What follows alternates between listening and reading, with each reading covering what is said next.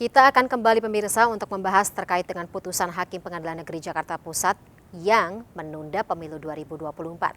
Sore hari ini sudah bergabung bersama kami Direktur Eksekutif Institute for Democracy and Strategic Affairs, Khairul Umam. Selamat sore, Mas Khairul.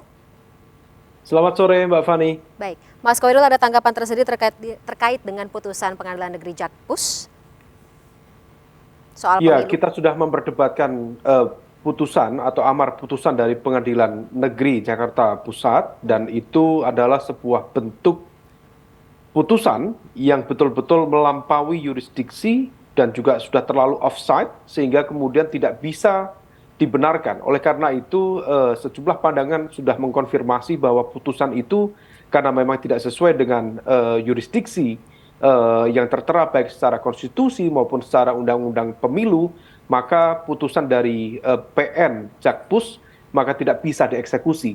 Tetapi terlepas dari perdebatan ranah hukumnya, tetapi kita juga bisa melihat bagaimana ternyata apa yang dulu kita bayangkan tentang operasi politik penundaan pemilu Ya. yang sudah dimulai sejak awal 2022, dan kemudian kalau misal kita cermati pola pergerakan dan juga dinamika isu yang masih terus termaintain, dan kemudian per hari ini seolah terkonfirmasi bahwa gerakan itu masih ada, gerakan itu nyata.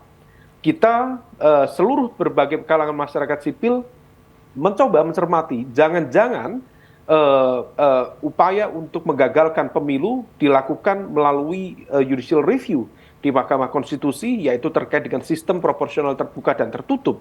Tetapi sebelum MK mengetuk keputusannya, ternyata ada satu amar putusan yang kemudian dikeluarkan oleh PN Jakpus. Hal ini mengindikasikan, Mbak Fani, bahwa sebenarnya aktor-aktor yang mengotaki upaya penundaan pemilu sudah tidak lagi menggunakan pada ranah medan pertarungan politik.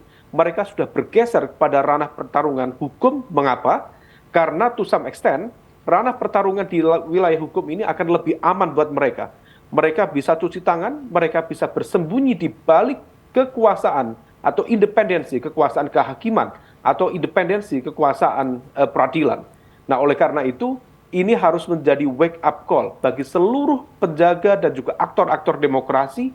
Jangan sampai kemudian democratic regression di Indonesia semakin parah dan kemudian kita kembali kepada arsitektur politik yang dulu dilakukan oleh Orde Baru. Oke. Demikian, Mbak Fani. Ini yang Mas Khairul sebut dengan autocratic legalism yang sebagai orkestrasi kekuasaan untuk menunda pemilu ya. Tapi kalau misalnya kita bicara satu sisi Presiden Joko Widodo gitu dengan pemerintahan saat ini jelas-jelas mendukung untuk pemilu 2024 tetap dilaksanakan. Kemudian tadi kalau menurut Mas Khairul ada kekuasaan atau katakanlah kekuatan yang pengen pemilu tersebut ya secara politis ditunda.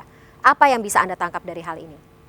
Ya, sebenarnya saya pribadi sangat mengapresiasi sikap dan juga positioning dari Profesor Mahfud MD, Menko Polhukam, yang secara clear melakukan keberpihakan terhadap agenda demokrasi untuk tetap menjalankan pemilu sesuai dengan ya tentu di pasal 24E di Undang-Undang Dasar 45, yang intinya itu harus dilakukan 5 tahun sekali. Itu sudah clear. Positioning Pak Mahfud sudah clear. Tetapi di saat yang sama, dalam sejumlah statement, Pak Mahfud juga memberikan sinyalemen yang kemudian membuka ruang interpretasi bahwa meskipun Pak Mahfud sangat tegas posisinya, tetapi ada elemen lain yang barangkali bersembunyi di lingkaran kekuasaan yang juga masih terus mengoperasikan, mengorkestrasikan agenda itu. Nah, mungkin yang perlu kita tanya, perlu kita perdalam, lalu apa motivasi itu? Salah satu motivasi, kalau misalnya saya coba untuk menginterpretasikan, adalah ketidakpercayaan diri mereka untuk mengusung salah satu calon capres atau cawapres atau gabungan capres-cawapres yang mereka sendiri tidak yakin itu akan memenangkan pertarungan di 2024 mendatang. Sehingga kemudian mereka butuh timing yang lebih luas untuk mengonsolidasikan basis kekuatan mereka. Sehingga kemudian narasi ini terus dilakukan, diorkestrasi sejak tahun lalu sampai sekarang. Nah, ini yang kemudian menjadi sebuah pertanyaan. Memang betul Pak Jokowi sudah menyatakan memberikan dukungan terhadap KPU untuk melakukan perlawanan terhadap amar putusan dari PN Jakarta Pusat. Tetapi di saat yang sama, kita, para pecinta demokrasi, para penjaga demokrasi, masyarakat sipil, atau civil society, dan juga independent media pada umumnya, berharap statement itu Oke, betul-betul kemudian bukan basa-basi. baik. Harus betul-betul terkonfirmasi. Caranya bagaimana?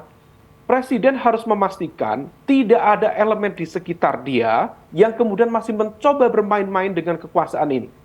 Nah, kalau misal kemudian kemarin ada upaya untuk mengorkestrasi pada ranah kekuasaan di level politik, dan itu terbukti, para ketua-ketua umum partai politik secara tidak kita tidak menduga mereka menyatakan dukungan untuk dilakukan penundaan pemilu.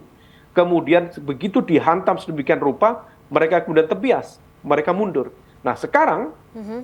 mereka menggunakan cara yang lain. Nah, oleh karena itu ini harus dikelirkan. Kalau misal betul memang Presiden memiliki komitmen yang clear, komitmen yang tegas untuk menjalankan agenda demokrasi, maka Presiden harus memastikan tidak ada satupun di dalam lingkaran kekuasaan dia yang kemudian masih bermain-main di sini. Siapa Oke. yang bermain? Tentu kalau misal kemudian kita sebutkan satu dua nama menjadi agak spekulatif. Mhm, Kita mhm. juga tidak bisa Ya, menyebutkan atau tidak asumsi. bisa membuktikan. Tetapi logik berpikir kita bisa mencerna dengan baik dulu siapa yang bermain di ranah Oke. itu.